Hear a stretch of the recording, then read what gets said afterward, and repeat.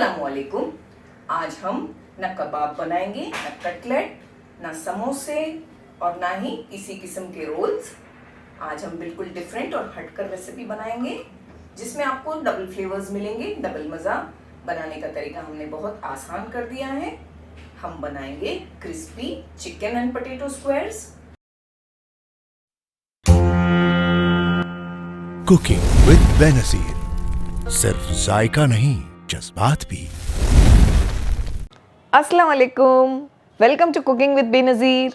मैं बेनज़ीर हूँ और अगर आप सिंपल और आसान रेसिपीज़ ढूंढ रहे हैं तो आप बिल्कुल सही जगह पर आए हैं। और अगर आपने हमारे चैनल को सब्सक्राइब नहीं किया है तो कर लीजिए, क्योंकि आप हमारी रेसिपीज़ इंशाल्लाह पसंद करने वाले हैं। उसके लिए हमने तकरीबन 1.5 टीस्पून बटर को गर्म करने के लिए रखा है। मक्खन जब मेल्ट होने लगेगा हम इसमें एक छोटी साइज का प्याज डालेंगे, छोटी साइज का कैप्सिकम भी छोटा छोटा कट करके। ये दोनों को बस हम 10 सेकंड चलाएंगे। फिर इसमें हम चिकन डाल देंगे। तकरीबन 150 ग्राम चिकन हमने बॉईल करके श्रेड कर ली, थोड़ा नमक डालकर। ये तीनों चीज़ों को हम आधी मिनट हाई फ्लेम पर चलाते हुए पकाएंगे। फिर हम इसमें टमाटो केचप डालेंगे 1 टेबल स्पून। तकरीबन 1.5 टीस्पून चिली सॉस भी मिलाएंगे इसमें। आप यहाँ अगर तीखा कम खाते हैं तो इसे कम डालें। 1/4 टीस्पून मिक्स्ड हर्ब्स, चाहे तो ऑरिगेनो डाल दें और अगर ये भी नहीं है तो स्किप कर दें। 1/2 टीस्पून चिली फ्लेक्स। आपके घर पे तीखा कम खाते हैं तो आप इसे अवॉइड करें। बस थोड़ा सा हम नमक डालेंगे, 1 से 2 पिंच, क्योंकि चिकन बॉईल किया उसमें भी नमक है, सारे सॉसेज में नमक है, तो नमक थोड़ा सा डालेंगे ध्यान से। फ्लेम को लो रखा है हमने। अच्छी तरह से सारी चीज़ों को मिक्स करेंगे। अच्छी तरह से हमने मिक्स कर लिया। इसमें हरी प्याज डालेंगे। हरी प्याज के पत्ते थोड़े हमने बारीक चॉप करके डाले, थोड़ा हरा धनिया भी डालेंगे। एक बार इसे मिक्स करेंगे, फ्लेम को बंद करेंगे और एक साइड पर रख देंगे ठंडा होने के लिए। चिकन के मिक्सचर को तो हमने ठंडा होने के लिए रखा है। हमने 4 बड़ी साइज के आलू ले लिए हैं। आलू को हमने बॉईल कर लिया है और बाद में ग्रेट कर लिया है। सीजन करेंगे 1/2 टीस्पून नमक डालकर। थोड़ी ताज़ी कुटी हुई काली मिर्चें भी डालेंगे, तकरीबन ये भी 1/2 टीस्पून के आसपास। बाइंडिंग के लिए हम इसमें कॉर्नफ्लावर मिलाएंगे। 4 टेबल स्पून कॉर्नफ्लावर मिला दिया हमने। मिक्स कर लेंगे।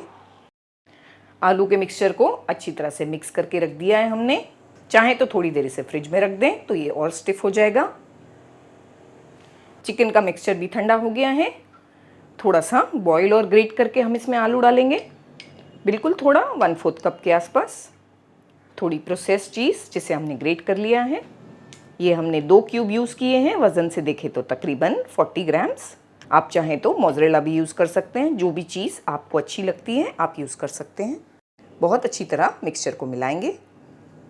दोस्तों, हमारे काफ़ी सब्सक्राइबर्स की फरमाइश थी कि हम आपके लिए रिटन रेसिपीज़ लेकर आएँ, तो आपकी फरमाइश को मद्देनज़र रखते हमने एक वेबसाइट लॉन्च की है जिसका नाम है www.cookingwithbenazir.com, जहां आपको इंग्रेडिएंट्स की लिस्ट के साथ साथ रिटन रेसिपी भी मिलेगी, वो भी बिल्कुल फ्री में।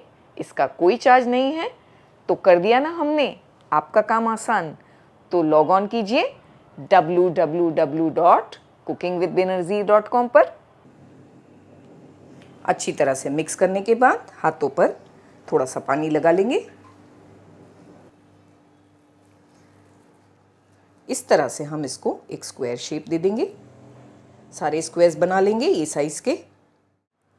हमने थोड़ा आलू का मिक्सचर ले लेना है। थोड़ा सा हाथों को ग्रीस कर लें पहले, बाद में लें।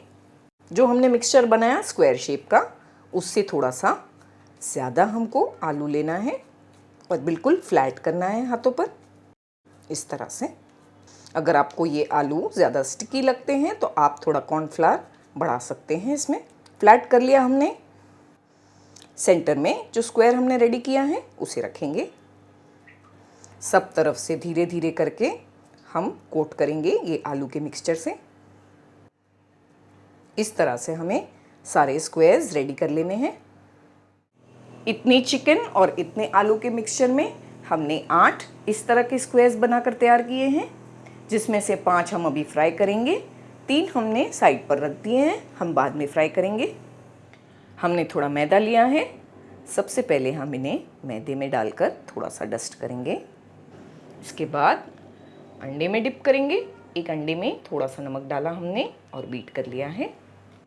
फिर इन्हें ब्रेड क्रम्स में डाल देना है। ये फ्राई करने के लिए, स्टोर करने के लिए, दोनों के लिए रेडी है।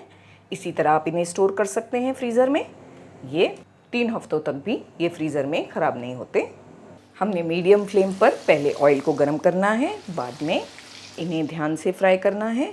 सारी चीज़ें पकी हुई हैं तो मीडियम टू हाई फ्लेम पर भी इन्हें फ्राई करके निकाला जा सकता है। फ्राई करने में हमें 3 से 4 मिनट लग जाते हैं। कुकिंग विद बेनजीर, सिर्फ जायका नहीं, जज्बात भी।